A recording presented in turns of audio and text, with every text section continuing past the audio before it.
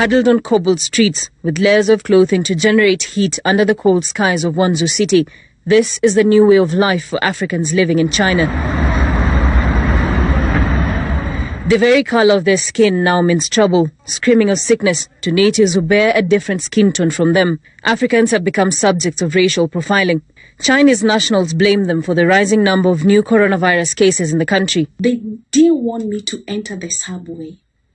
I had even bought my ticket that was 4 yuan. And by the time I was going to the subway, they stopped me. And then they told me that no foreigner is allowed. And I was like, why? This is a subway. Then they say that that is the rule. Then who am I to argue with the locals? I complied. According to the Chinese Health Authority, 63 new coronavirus cases were reported in mainland China, with 61 of them described as imported cases.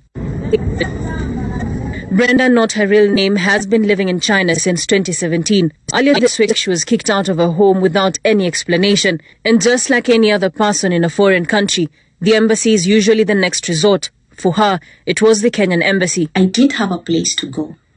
I had to sleep outside. Yes, I did sleep outside. The next day they came. I tried calling them.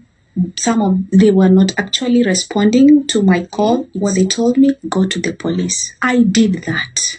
After staying at the police station for a maximum of 3 good hours, they told me that we are sorry, we cannot help. She reached a dead end after 2 days of sleeping outside the embassy, a situation that many like her from other African nations have found themselves in. This video shows Chinese police officers escorting people of African descent from a place they had set apart for themselves. I know of 2 pregnant ladies. One is 8 months pregnant, the other is 6 months pregnant. They cannot access hospital. Patricia, also not her real name, was lucky to have escaped the eyes of Chinese nationals who came knocking in her house earlier today. Our conversation on phone revealing just how scary everything is. So the moment they have come, mimi nimejificha. So sahi niko kwa nyumba, the rest wametolewa, wanasema ati wanawapeleka quarantine for 14 days. It will be the 4th day today that foreigners, especially blacks, are denied access to services in the city. Now I don't have food. I don't know what to do. And I can't just go to the street. I don't want to sleep outside. Now it's either I choose to have somewhere to sleep or I choose food.